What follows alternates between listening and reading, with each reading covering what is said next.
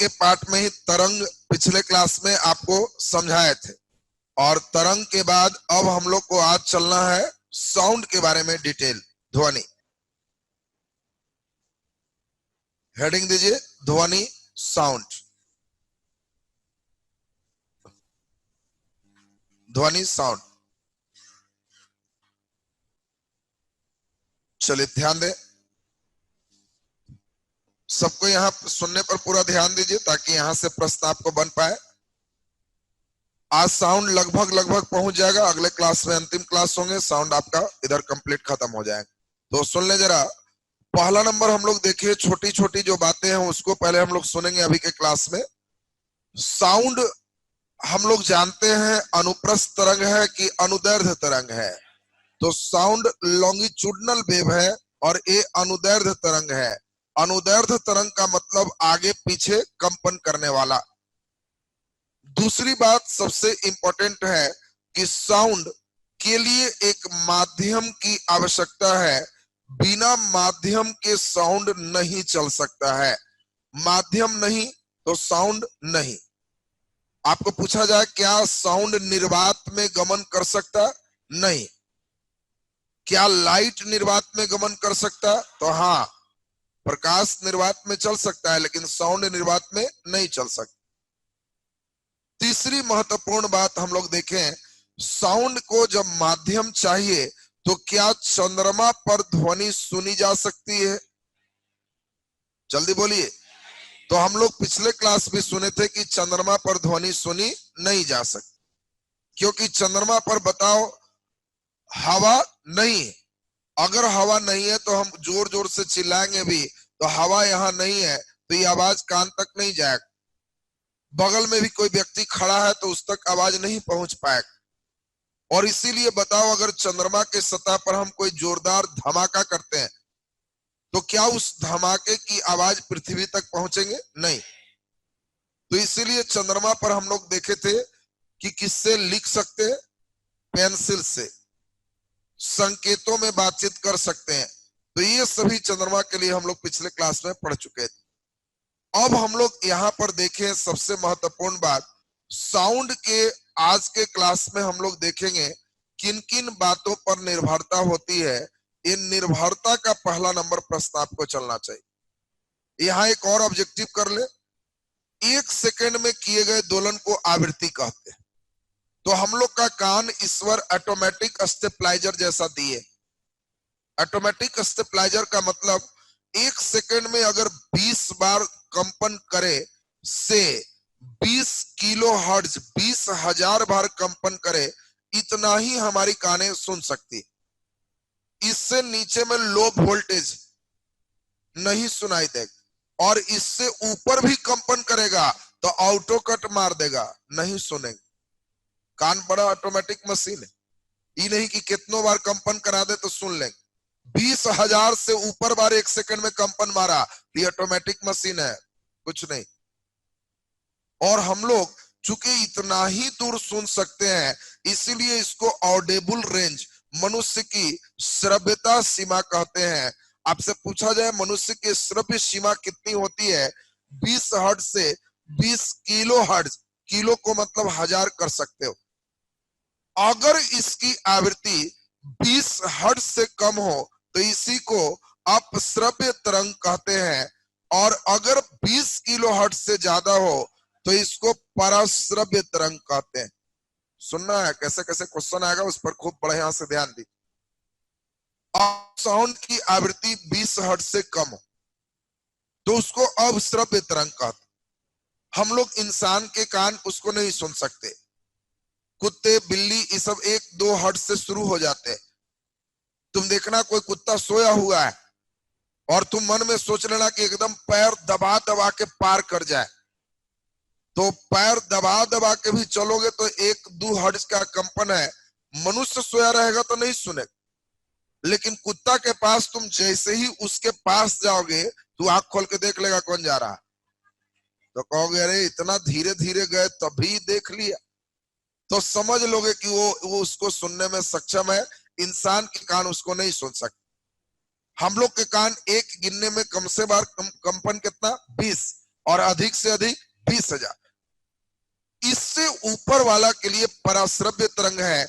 इसका खोज गाल्टन नामक का वैज्ञानिक ने किया। आपसे पूछा जाएगा कि बताओ पराश्रव्य तरंग का खोज किसने किया? गाल्टन। गाल्टन ने एक सीटी बनाया, व्हीसिल, और इतना बेजोड़ व्हीसिल था कि उस सीटी को जब मारे तो सबको कहे कि देखा कितना बढ़िया आवाज था, सुन लिया। वो 20,000 हर्ट्ज से ज्यादा का साउंड निकलता था और इंसान कोई सुन ही नहीं सकता था। यानी व्हीसिल ऐसा है कि मारे कस के तो किसी को सुनाई नहीं देगा, व्हीसिल बज गया। तो तुम सोचोगे कि तभी कैसे जाने, सुनाई ही नहीं दिया। तो गाल्टन ने कहा कि कोई जानवर है, पशु पक्षी है, सबके सामने मारेंगे व्हीसिल तो गाय के कान खड़ा होंगे, पक्षी उड़ जाएंगे, तुम नहीं सुन सकते। इतना बेजोड़ व्हीसिल है, मारे व्हीसिल तो चिड़िया उड़ गया और कहे कि आदमी कैसे उड़ा, तो सुनाई नहीं दिया, हम व्हीसिल मारे थे उससे उड़ा। वो व्हीसिल केवल वही सुन सकता जो 20,000 हर्ट्ज से ऊपर वाला फ्रीक्वेंसी सुनता है। तो ये तो बड़ा बढ़िया सिटी बना। आपसे पूछा जाए बताओ पराश्रव्य तरंग की खोज किसने की? गाल्टन। दूसरी अब सबसे महत्वपूर्ण बात आपको समझाएं, कुछ जीव ऐसे होते हैं जिनकी आंखें कमजोर है और वे पराश्रव्य तरंग की सहायता से उड़ान भरते हैं, जिसमें एक सबसे प्रमुख जीव है चमगादड़।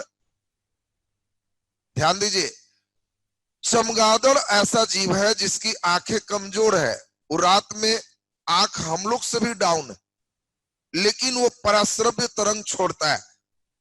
आप देखना चमगादड़ के पंख उसके कान के पास ही फैल करके होते हैं और वो पराश्रव्य तरंग इंसान की कानें नहीं सुन सकती। वो रास्ते में उड़ने वाला कोई भी चीज जो है, जो उसका भोजन है, वहां से परावर्तित होके आएगा तो समझ जाएगा कि वहां भोजन है, हमला कर देगा। अगर आपके रूम में कभी कभी आ जाता है चमगादड़ तो वो कहीं से पराश्रव्य तरंग छोड़ेगा और वो वहीं से समझ जाता है कि यहाँ पे दरवाजा है, यहाँ पे खिड़की है, यहाँ से निकल सकते हैं। उसका रडार सिस्टम बड़ा टाइट होता है। आप एक दो बार ऐसे ऐसे गड़वा देते हो तो बेचारा का रडार कभी कभी खराब हो जाता है, तो फिर थोड़ा सा उड़ के फिर बैठ जाता है कि अब क्या करें, रडार काम नहीं कर रहा है बढ़िया से, तो उसमें फिर पकड़ लेते हो आप। तो चमगादड़ आपसे पूछा जाएगा कि बताओ कौन सा तरंग छोड़ता है? पराश्रव्य तरंग। एक और जल के जीव है, और सोचो वो जीव जन्मांध होते हैं, जन्म से अंधे, और वो जीव का नाम है डॉल्फिन। जो गंगाई डॉल्फिन है, ये डॉल्फिन अंधे होते हैं जन्म से ही, उनको दिखाई ही नहीं देता। और सोचो वो अंधा है फिर भी जल में खूब बढ़िया से रह लेता है, भोजन खोज लेता है और भोजन कर भी लेता है। ये सिर्फ और सिर्फ संभव है किसके द्वारा? पराश्रव्य तरंग द्वारा। आजकल सेटर थोड़ा समझदार हो गया, वो जानता है चमगादड़ के बारे में सब जानता है, तो चॉइस से चमगादड़े हटा दे रहा है और कह दे रहा है कि निम्नलिखित में कौन पराश्रव्य तरंग उत्पन्न करते हैं? Shark, whale, dolphin, none of this. अब लड़के बेचारे चमगादड़ खोजने के फिर में नन ऑफ दीज में चले जा रहे। तो आपको ध्यान रखना है कि चमगादड़ और डॉल्फिन ये दोनों ऐसे हैं जो पराश्रव्य तरंग उत्पन्न करते हैं। पराश्रव्य तरंग का कई तरह का उपयोग भी, एक तो देख लिए कि लोग जीव जंतु भी उपयोग करते हैं। अगर कोई चिमनी भट्ठा है और बहुत ज्यादा कालिक जम चुका है तो पराश्रव्य तरंग से पूरे कालिक की सफाई हो सकती है। केवल साउंड से 1 सेकंड में 20,000 बार ज्यादा दोलन करेगा, इससे पूरा का पूरा नली क्लियर साफ होगा। तो इस तरह का सबसे हाई टेक्नोलॉजी नया रिसेंटली पराश्रव्य तरंग के उपयोग में जोड़ा गया है। तो आपको एक तो हुआ श्रव्यता सीमा, अपश्रव्य, पराश्रव्य, इसका खोज कौन किया? गाल्टन। चमगादड़, डॉल्फिन, ये सब बातें क्लियर हो गया। कौन सा जीव जन्म से अंधा होता है? डॉल्फिन। बताइए भारत सरकार का डॉल्फिन को बचाने की योजना कहां पे स्थापित है? तो बिहार के भागलपुर में। तो भागलपुर में एक दिमाग में सेट रखना, डॉल्फिन रहती है पूरे साफ जल में, गंदे जल में, कि आधा साफ आधा गंदा जल में? तो पूरा साफ जल में। डॉल्फिन समझो एक थर्मामीटर है, अगर तुम गंगा नदी प्रदूषित करोगे तो लुप्त होना शुरू हो जाएगा, इस साफ जल में ही रहता है। तो इसीलिए डॉल्फिन साफ जल में है, जन्मांध होते हैं और ये पराश्रव्य तरंग को छोड़ते हैं। इस बातें दिमाग में सेट रखना। भागलपुर में भारत का मेन सेंटर है डॉल्फिन के संरक्षण के लिए। तो अब हम लोग इन बातों को जल्दी से यहां तक लिखेंगे और फिर निर्भरता पे हम लोग चलेंगे। तो नीचे लिखा जाए, नीचे डैश देंगे, ध्वनि तरंग अनुदैर्ध्य तरंग है। ध्वनि तरंग अनुदैर्ध्य तरंग है।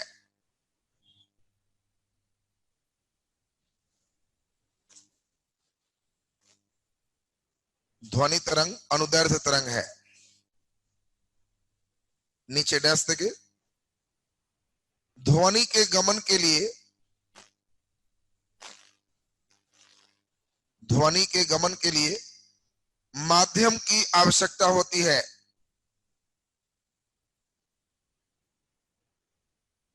ध्वनि के गमन के लिए माध्यम की आवश्यकता होती है।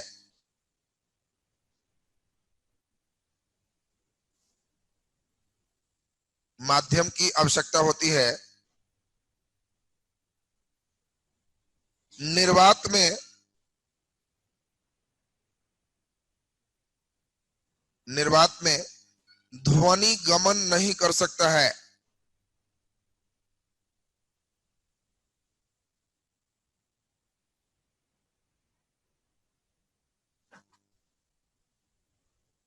निर्वात में ध्वनि गमन नहीं कर सकता है।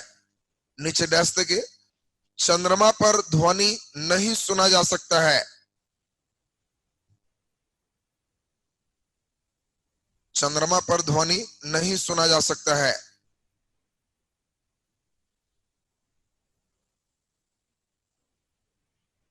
नहीं सुना जा सकता है। नीचे लिख दीजिए, डैश देंगे, मनुष्य की श्रव्यता सीमा,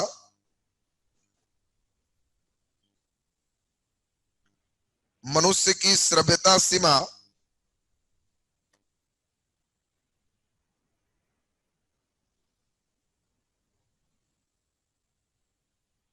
20 हर्ट्ज से 20 किलो हर्ट्ज है।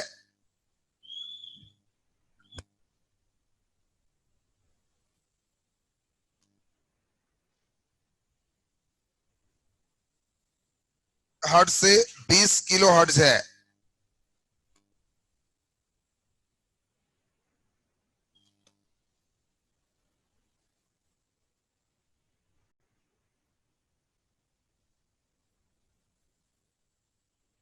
नीचे डैश देके लिख दीजिए, डैश देके 20 हर्ट्ज से कम आवृत्ति के ध्वनि को, 20 हर्ट्ज से कम आवृत्ति के ध्वनि को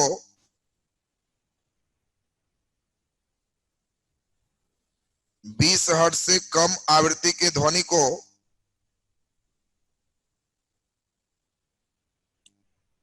अवश्रव्य तरंग कहते हैं। 20 हर्ट्ज से कम आवृत्ति के ध्वनि को अपश्रव्य तरंग कहते हैं। अपश्रव्य तरंग कहते हैं, इंफ्रासोनिक है, अल्ट्रासोनिक, इंफ्रासोनिक, इधर इंफ्रा है इधर अल्ट्रा है या डबल रेंज। अपश्रव्य तरंग कहते हैं, नीचे डबल स्टार लगा के 20,000 हर्ट्ज, 20,000 हर्ट्ज या 20 किलो हर्ट्ज से, 20 किलो हर्ट्ज से अधिक आवृत्ति के ध्वनि को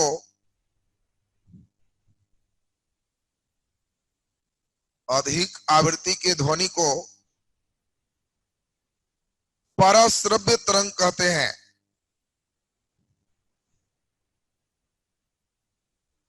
पराश्रव्य तरंग कहते हैं। नीचे डैश देंगे, पराश्रव्य तरंग का खोज,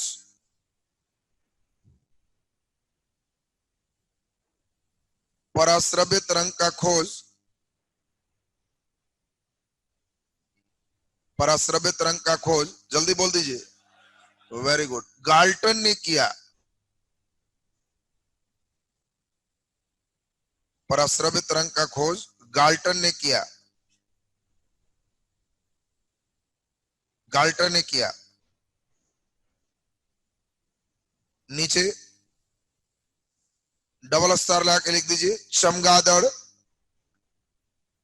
चमगादड़, कॉमा डॉल्फिन, डॉल्फिन, डॉल्फिन चलने के लिए, चलने के लिए पराश्रव्य तरंग का उपयोग करते हैं।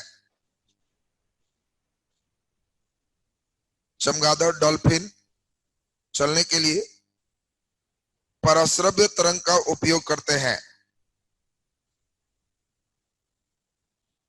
पराश्रव्य तरंग का उपयोग करते हैं। नीचे स्टार लगा के हेडिंग दे दीजिए, ध्वनि का वेग, ध्वनि का वेग। यहां से प्रश्न रहने की पूरी संभावना बनती है, और नहीं तो ध्वनि का गुण। बस दो ही सिस्टम में आपको सीखना, ध्वनि का वेग। चलिए बोर्ड पर सब लोग देखिए, सबसे इंपॉर्टेंट बात देखें, ध्वनि के वेग पहला व्यक्ति जिसने बताया उस व्यक्ति का नाम था न्यूटन। और न्यूटन ने कहा कि हवा में ध्वनि का गुजरना समतापीय प्रक्रम। क्या आप लोग समतापीय समझते हो? ताप का मान समान रहना, मतलब तुम लोग बैठ के 2-3 घंटा चिल्लाओगे भी तो तुम्हारे आवाज से रूम के टेम्परेचर पर कोई अंतर नहीं होगा। ये समतापीय प्रक्रम। और इसने वेलोसिटी ऑफ साउंड के लिए फॉर्मूला दिया, रूट अंडर पी बटे रो, प्रेशर अपॉन डेंसिटी। इसी के अनुसार से ध्वनि वेग अपना गमन करती।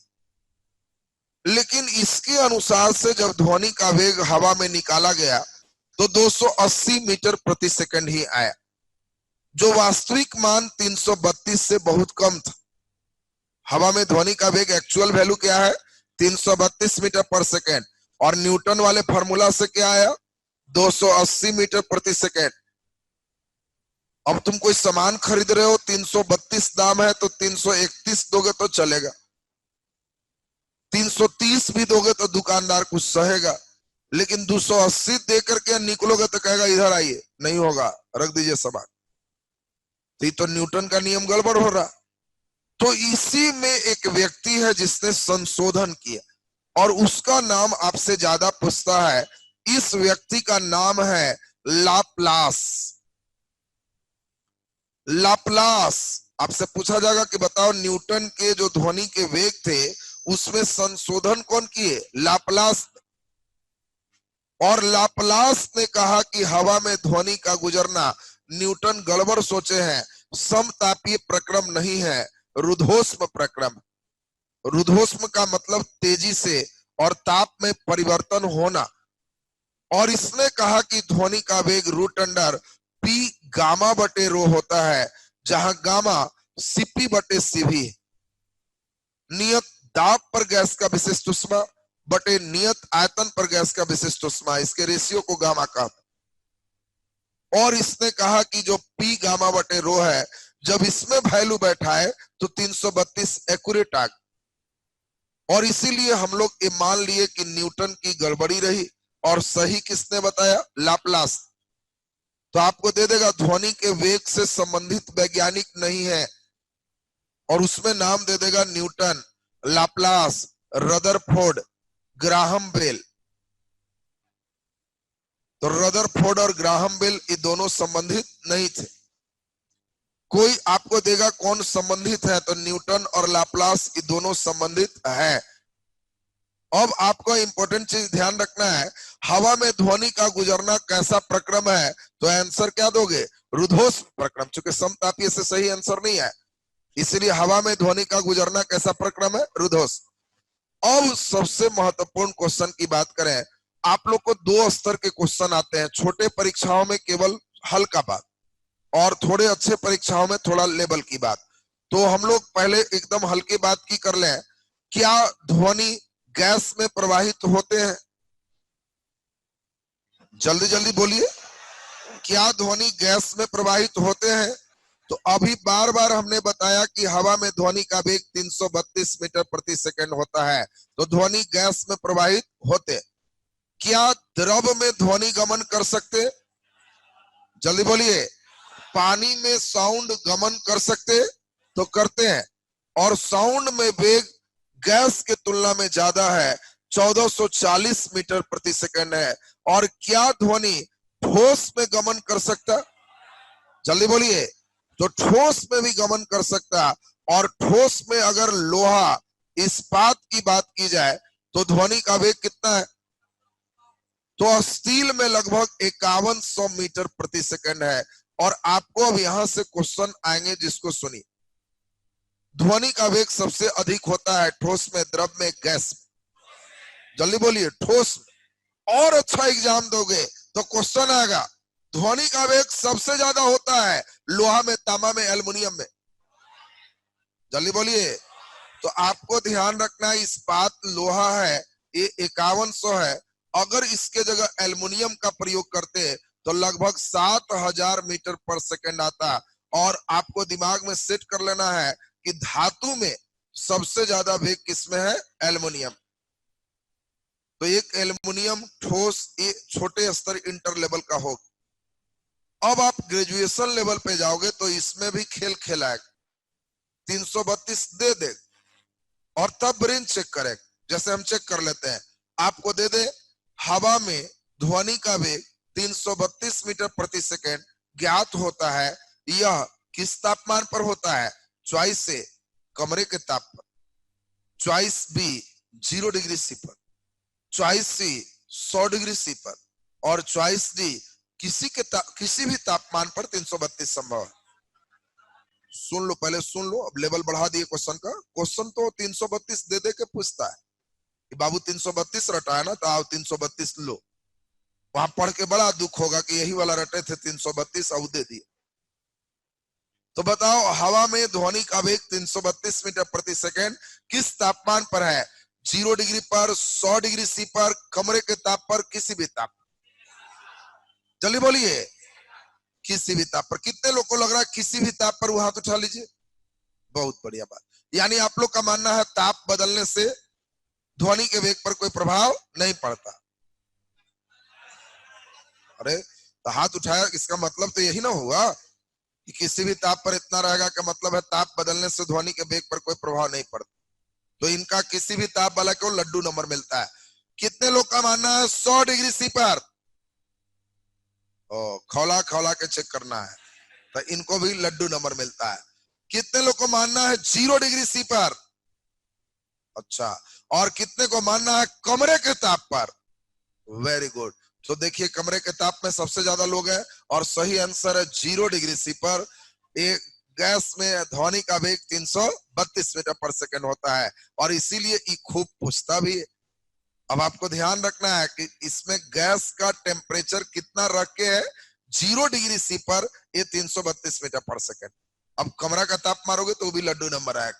तो ये तो हुआ आपका एक स्टेप का। दूसरा स्टेप अब चले, किन किन बातों पर निर्भर करता है? इससे बहुत बढ़िया प्रश्न ग्रेजुएशन स्तर के एग्जाम में पूछा जाएगा। अब इन सभी चीजों से देखो मेन क्वेश्चन आपको आ रहा है, जल्दी बताओ। दाब, प्रेशर, ये प्रेशर है। प्रेशर बढ़ाएंगे तो ध्वनि का वेग घटेगा, बढ़ेगा? वही रहेगा, बढ़ेगा। कभी कभी देगा प्रेशर 4 गुना कर दे तो ध्वनि का वेग 4 गुना की दुगुना। जल्दी बोलिए। तो 4 का वर्गमूल क्या होता है? 2। तो आंसर क्या होगा? दुगुना।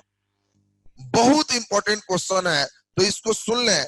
ध्वनि का वेग दाब पर निर्भर नहीं करता है। ये फार्मूला के फेर में रहोगे तो लड्डू नंबर आएगा। बात सुनो पहले बढ़िया से, कैसे कुछ नहीं है, इसको और हाई करना है। घनत्व का फार्मूला है द्रव्यमान बटे आयतन, तो इसके जगह m बटे v करना है। और फिर सोचना है pv का फार्मूला होता है RT, गामा बटे m। कहां p है? ये टेम्परेचर पर निर्भर करता है, मास पर निर्भर करता है, प्रेशर से उसको कोई लेना देना नहीं। और इसीलिए लड़के प्रेशर देखते ही बड़ा खुश होता है। यदि दाब के मान को 4 गुना कर दिया जाए तो ध्वनि का वेग, आंसर अपरिवर्तित होता है। 4 गुना दुगुना मारोगे लड्डू नंबर आए। तो आपको पहला ध्यान में सेट रख लेना है कि ध्वनि का वेग, सुन लीजिए, ध्वनि का वेग दाब पर निर्भर नहीं करता। ये पहला चीज तो सबको क्लियर हो गया। दूसरा सबसे महत्वपूर्ण, टेम्परेचर की बात चले, ये ज्यादा इंपॉर्टेंट। बोलो, ताप बढ़ाएंगे तो ध्वनि का वेग, अब यहाँ के अनुसार चलना, ताप बढ़ाएंगे तो ध्वनि का वेग बढ़ता है, और इसको मेन ध्यान रखना, 1 डिग्री C ताप बढ़ाने से 0.61 मीटर प्रति सेकेंड ध्वनि का वेग बढ़ जाता है। अब आपको क्वेश्चन देगा कि बताओ 0 डिग्री C पर वेग 332 है, तब 5 डिग्री C पर वेग क्या हो?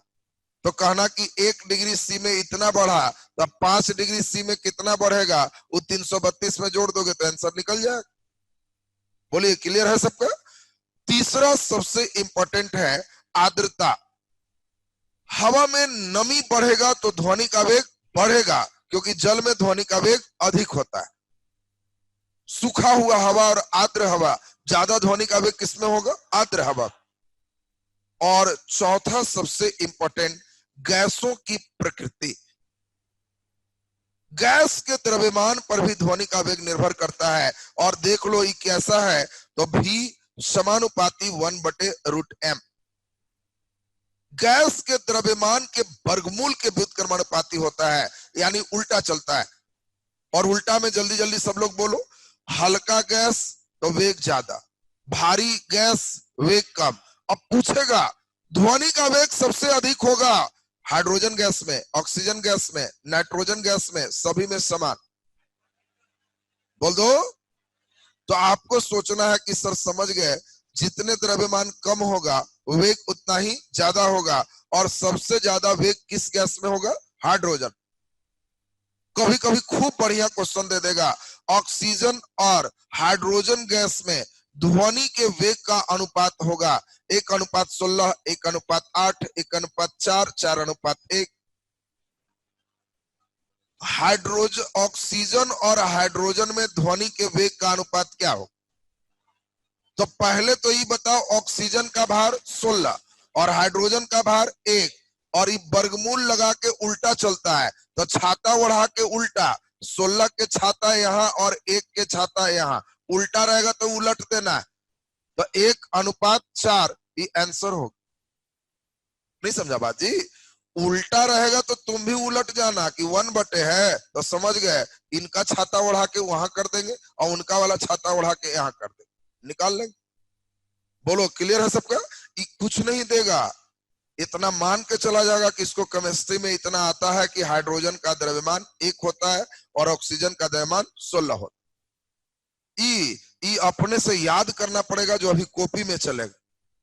ये परीक्षा में तुमको देगा कि भी समानुपाती 1/√m। ये तुमको गैस का नेचर अपने से याद करना पड़ेगा। और इसीलिए अब देखो, कहीं भी अगर गैस को स्पीड में ध्वनि का वेग जाना है, तो ध्वनि का वहां पे स्पीड कब बनेगा? भारी गैस में कि हल्के गैस? हल्के गैस में ई कम तो वेग ज्यादा। तो पहले इतनी बात लिखे और तब इस पे क्वेश्चन चले। नीचे लिख दीजिए, ध्वनि का वेग डैश देके न्यूटन ने ध्वनि का गुजरना, न्यूटन ने ध्वनि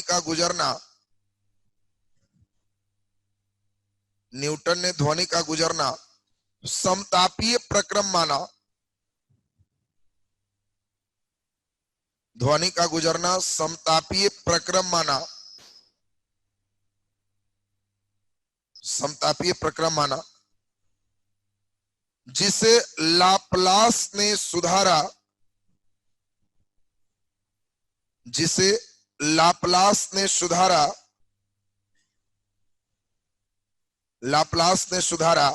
और उसने इसे बोलो कौन प्रक्रम? रुद्धोष्म प्रक्रम माना। उसने इसे रुद्धोष्म प्रक्रम माना, रुद्धोष्म प्रक्रम माना। बोलो, ज्यादा अच्छा आंसर समतापीय हुआ कि रुद्धोष्म? रुद्धोष्म, इसलिए लाप्लास की बात ज्यादा सही रहेगी। नीचे लिख दीजिए, डैश देके ध्वनि का वेग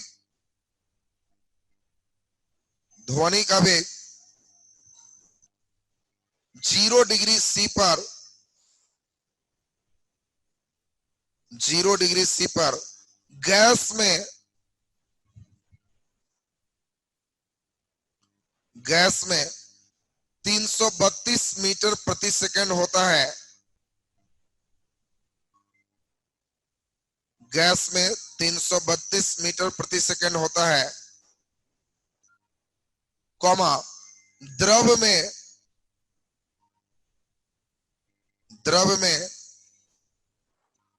1440 मीटर प्रति सेकंड होता है।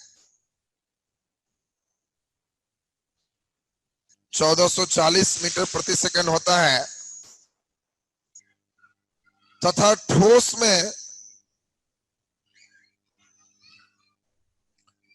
में इस्पात में 5100, इस्पात में 5100 तथा सबसे अधिक एल्युमिनियम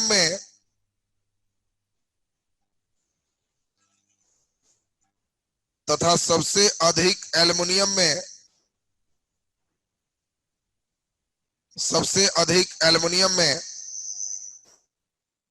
लगभग 7000 मीटर प्रति सेकंड होता है।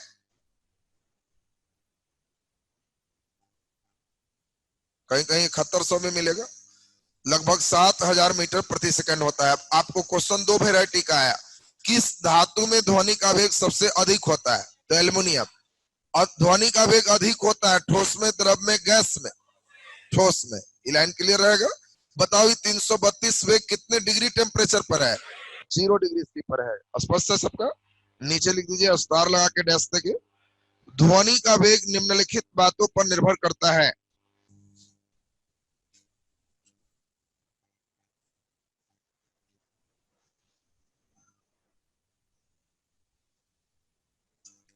ध्वनि का वेग निम्नलिखित बातों पर निर्भर करता है। ध्वनि का वेग निम्नलिखित बातों पर निर्भर करता है। पहला नंबर लिखिए ताप, टेम्परेचर। ताप डैश देके लिख दीजिए। 1 डिग्री सी ताप बढ़ाने से 1 डिग्री सी ताप बढ़ाने से ध्वनि का वेग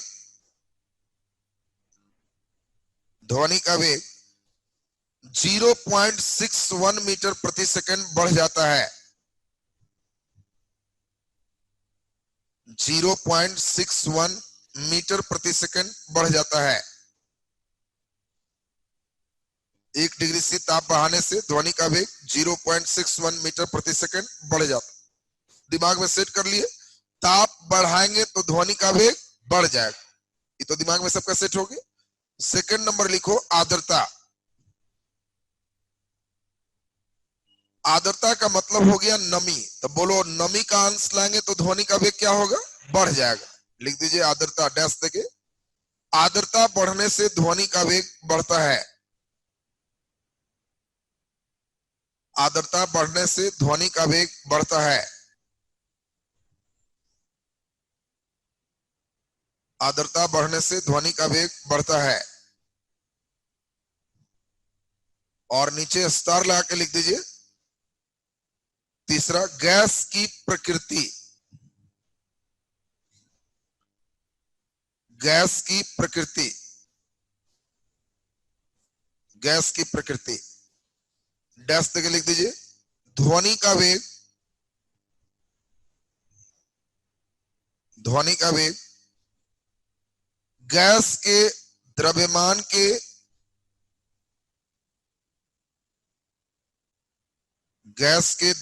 के वर्गमूल का व्युत्क्रमानुपाती होता है। गैस के द्रव्यमान के वर्गमूल का व्युत्क्रमानुपाती होता है। वर्गमूल का व्युत्क्रमानुपाती होता है। ब्रैकेट में v समानुपाती 1/√m। v समानुपाती 1/√m। नीचे डबल स्टार लगा के लिख दीजिए। इंपॉर्टेंट लाइन है, डैश देके डबल स्टार लगा दीजिए, डैश देके लिख दीजिए। ध्वनि के वेग पर दाब का कोई प्रभाव नहीं पड़ता है। ध्वनि के वेग पर दाब का कोई प्रभाव नहीं पड़ता है। ध्वनि के वेग पर दाब का कोई प्रभाव नहीं पड़ता है। दाब का कोई प्रभाव नहीं पड़ता है। अब जल्दी बोलिए, दाब को दुगना करेंगे ध्वनि का वेग अपरिवर्तित, कोई प्रभाव नहीं पड़ेगा। नीचे प्रश्न 2 ऑब्जेक्टिव बना दे फटाफट। क्वेश्चन लिखिए, हाइड्रोजन और ऑक्सीजन गैस में, हाइड्रोजन और ऑक्सीजन गैस में, हाइड्रोजन और ऑक्सीजन गैस में ध्वनि के वेग का अनुपात होगा।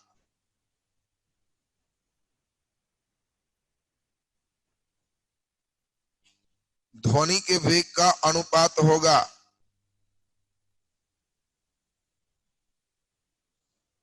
चार चॉइस लिख दीजिए। चॉइस से 1:16, चॉइस ए 1:16, बी में 16:1, 16:1, सी में 1:4 और डी नन ऑफ दिस, इनमें से कोई नहीं।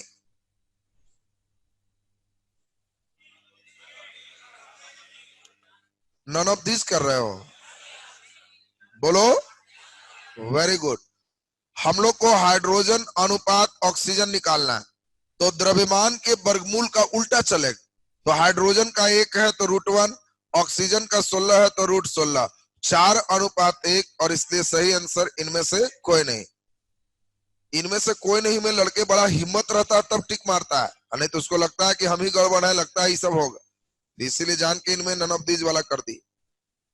नहीं समझा क्या जी? समझ गया ना साहब? उल्टा रहेगा तो समझ लेना इनका टोपी उनका सर, उनका टोपी इनका सर। छाता लगा लगा के सोच लेना। जल्दी से लिख दीजिए अगला क्वेश्चन। लिखिए, यदि यदि 12 डिग्री सी पर 12 डिग्री सी पर ध्वनि का वेग 12 डिग्री सी पर ध्वनि का वेग 335 मीटर प्रति सेकंड है, 335 मीटर प्रति सेकंड है, तो 18 डिग्री सी पर ध्वनि का वेग क्या होगा?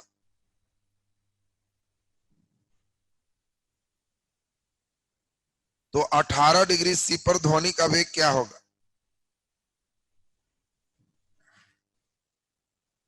18 डिग्री सी पर ध्वनि का वेग क्या होगा? बन सकता है आपसे?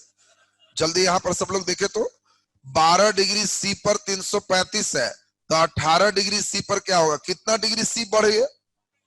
जल्दी बोलो। तो ताप में वृद्धि हो जाएगा, 18 में से 12 घटाओगे 6 डिग्री सी, 6 डिग्री सी बढ़ गई। बोलो 1 डिग्री सी ताप बढ़ने से 0.61 मीटर पर सेकंड वेग बढ़ता है। तो बोलो 6 डिग्री है, 6 डिग्री बढ़ने से 6 गुना 0.61, तो 6 36 3.66 मीटर पर सेकंड बढ़ जाएगा। तो बोलो पहले से कितना था? 335 में 3.66 जोड़ दोगे तो 338.66 मीटर प्रति सेकंड आंसर हो। नहीं समझा क्या जी? आपको केवल सोचना है कि टेम्परेचर कितना बढ़ा। 1 डिग्री में 0.61 बढ़ेगा तो उतना डिग्री में कितना बढ़ेगा चेक कर लोगे, उसमें जोड़ दो, क्या बनाने आ जाएगा सबसे। अब ध्वनि के वेग से संबंधित प्रश्न आप बना सको। अब सबसे महत्वपूर्ण टॉपिक और अंतिम है ध्वनि के गुण, और पूरे गुण एक साथ देखने से ज्यादा समझ में आएगा। तो हम लोग गुण एक साथ देखेंगे नेक्स्ट क्लास। यानी कल। अगले क्लास में आपका इधर कंप्लीट खत्म हो जाएंगे। अभी का क्लास आपका